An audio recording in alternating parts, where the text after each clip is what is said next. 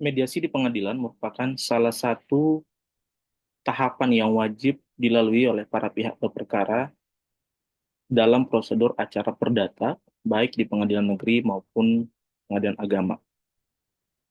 Kalau diartikan secara terminologis, mediasi di pengadilan atau court annexed mediation adalah mediasi yang dilaksanakan dalam rangka penyelesaian sengketa di pengadilan. Sifatnya imperatif dan terintegrasi dalam prosedur beracara. Mediasi di pengadilan ini ditujukan untuk perkara kontensius atau perkara gugatan, yaitu perkara yang di dalamnya terdapat sengketa, melibatkan setidaknya dua pihak atau lebih, ya, yang wajib dimediasi terlebih dahulu sebelum dilakukan pemeriksaan pokok perkara. Nanti akan ada pembahasan secara khusus untuk menjelaskan perkara-perkara mana yang wajib dimediasi dan perkara-perkara mana yang tidak wajib dimediasi.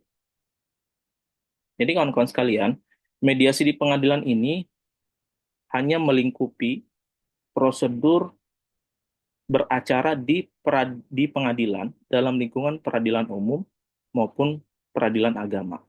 Jadi perkara-perkara perdata, baik perdata umum maupun perdata agama, wajib dimediasi kecuali ditentukan lain dalam peraturan Mahkamah Agung.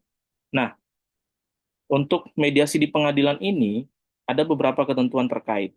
Sebenarnya kalau kita baca di literatur itu ada beberapa, tetapi yang secara langsung mengatur tentang kewajiban melaksanakan mediasi atau upaya perdamaian di pengadilan itu ada pada pertama ya, HIR dan RBG. HIR itu Herzian Inlandsreglement atau Reglement untuk Jawa dan Madura, lalu Reglement for the Buitenwesten, Reglement acara perdata untuk luar Jawa dan Madura. Kalau di HIR itu pasal 130, di RBG itu pasal 154. Pada pokoknya, di dalam pasal 130 atau 154 ini ditentukan bahwa dalam setiap proses pemeriksaan perkara yang dihadiri kedua belah pihak, ya, pengadilan melalui perantaraan ketua atau majelis hakim mengupayakan perdamaian di antara para pihak. Dan jika tercapai perdamaian tersebut, maka perdamaian itu dapat dikukuhkan menjadi akta perdamaian. Yang kedua adalah Peraturan Mahkamah Agung Nomor 1 Tahun 2016 tentang prosedur mediasi di pengadilan. Peraturan Mahkamah Agung ini menggantikan peraturan sebelumnya, yaitu Peraturan Mahkamah Agung Nomor 1 Tahun 2008, karena dianggap telah ada beberapa perkembangan yang tidak terakomodir lagi dalam peraturan yang lama, sehingga dibuat peraturan yang baru Nomor 1 Tahun 2016 tentang prosedur mediasi di pengadilan.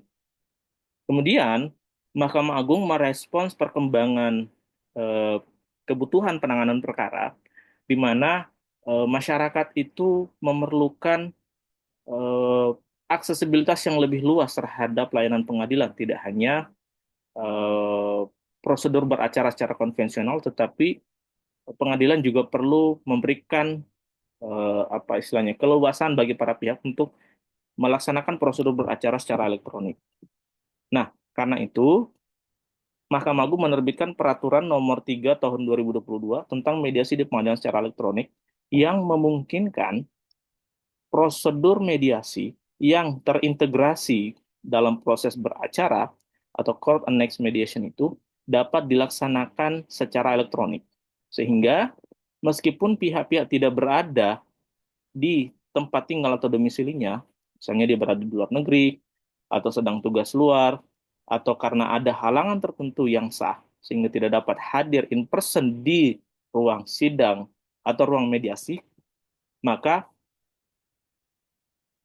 pihak dimungkinkan untuk mengikuti prosedur mediasi secara elektronik. Nah, inilah gambaran umum tentang prosedur mediasi di pengadilan. Nanti akan kita bahas satu persatu rinciannya, ya, prosedurnya, implementasinya di video-video berikutnya.